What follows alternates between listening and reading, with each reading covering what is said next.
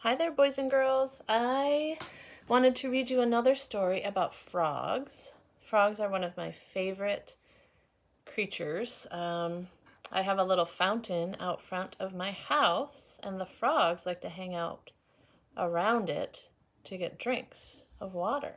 And so when I go out my front door, a lot of times I see frogs stuck to the side of my house around my fountain, waiting to get a drink. It's pretty neat. I will try to get a picture or some film of that coming up here for you guys to see. So today I'm going to read for you Frog and Toad Are Friends. You may have seen these books before. They're pretty famous books. And we'll start with the story in it called Spring. It's spring right now. Today happens to be a rainy day here at my house. Frog ran up the path to Toad's house. He knocked on the front door. There was no answer. "Toad! Toad!" shouted Frog. "Wake up! It is spring." "Blah!" said a voice from inside the house. "Toad! Toad!" cried Frog. "The sun is shining. The snow is melting. Wake up!" "I am not here," said the voice. And here's a picture of him knocking on Toad's door, telling him, wake up, it's spring."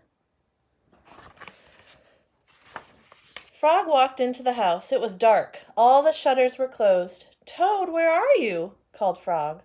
"Go away," said the voice from a corner of the room. Toad was lying in bed. Here's Frog walking into the dark house looking for Toad. Where is he? He had pulled all the covers over his head. Frog pushed Toad out of bed. He pushed him out of the house and onto the front porch. Toad blinked in the bright sun. "Help!" said Toad. "I cannot see anything." Here's Toad in bed.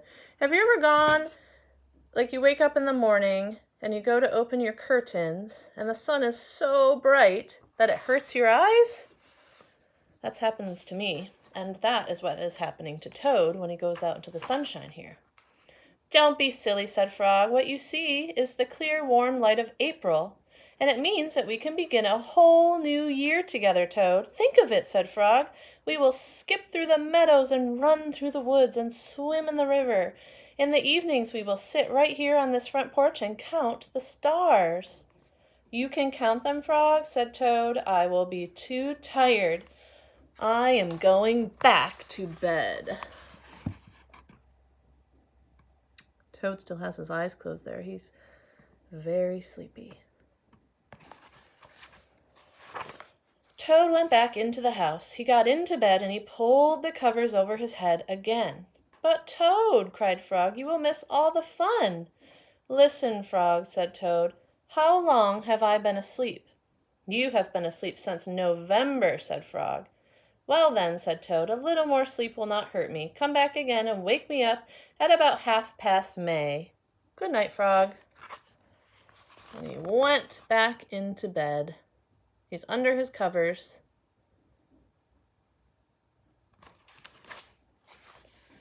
"But Toad," said Frog, "I will be lonely until then." Toad did not answer. He had fallen asleep. Frog looked at Toad's calendar. The November page was still on top. Frog tore off the November page. See, he found the calendar, and up the very top, if you can see, it says November. That's when Toad went into hibernation for the winter.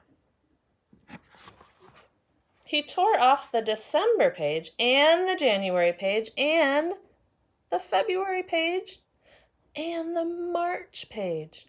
He came to the April page. Frog tore off the April page too. I think Frog's being a little tricky. Then Frog ran back to Toad's bed. "Toad, Toad, wake up! It is May now." "What?" said Toad. "Can it be May so soon?" "Yes," said Frog. "Look at your calendar." Toad looked at the calendar. The May page was on top. Frog is tricking his friend Toad to make him think that it's May and it's time for him to get out of bed. Why, it is May, said Toad as he climbed out of bed. Then he and Frog ran outside to see how the world was looking in the spring. And there they are, the friends going for a nice walk.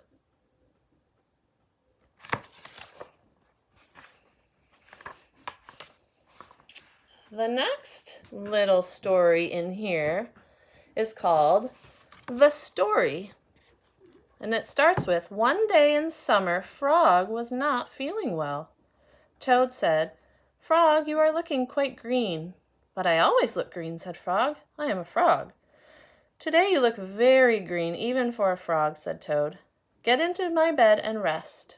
Toad made Frog a cup of hot tea. Frog drank the tea, and then he said, Tell me a story while I am resting. That's so nice. Toad's a good friend, taking care of his buddy Frog while he's not feeling well.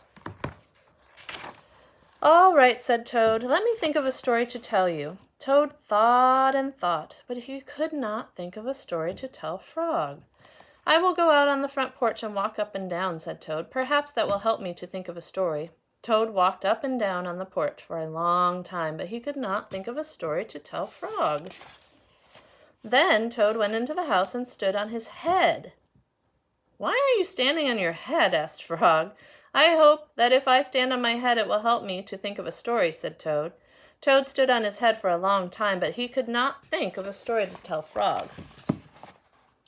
I'm not so sure that standing on your head will help you think any better. That's pretty silly. Then Toad poured a glass of water over his head. Why are you pouring water over your head? Asked Frog. I hope that if I pour water over my head it will help me to think of a story, said Toad.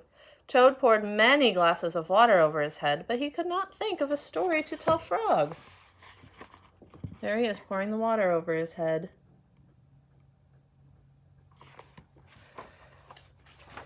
Then Toad began to bang his head against the wall. Why are you banging your head against the wall? Asked Frog. That's not a very good idea, is it?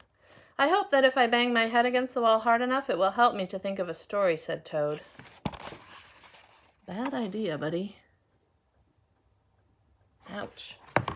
I am feeling much better now, Toad, said Frog. I do not think I need a story anymore. Then you get out of bed and let me get into it, said Toad, because now I feel terrible. Frog said, Would you like me to tell you a story, Toad? Yes, said Toad, if you know one. There they are, switching spots. Frog's getting out of bed, he feels all better, and Toad's getting in because Toad made a mistake and hit his head. Once upon a time, said Frog, there were two good friends, a frog and a toad. The frog was not feeling well. He asked his friend the toad to tell him a story. The toad could not think of a story. He walked up and down on the porch, but he could not think of a story. He stood on his head, but he could not think of a story. He poured water over his head, but he could not think of a story. He banged his head against the wall, but he still could not think of a story. Then the toad did not feel so well, and the frog was feeling better. So the toad went to bed, and the frog got up and told him a story. The end. How was that, Toad? Said Frog. But Toad did not answer. He had fallen asleep.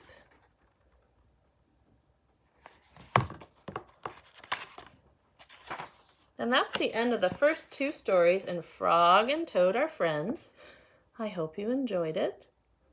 And I will read the last two stories in this book another day for you to listen to. I hope you are doing well. I miss you, and we will hopefully see each other soon.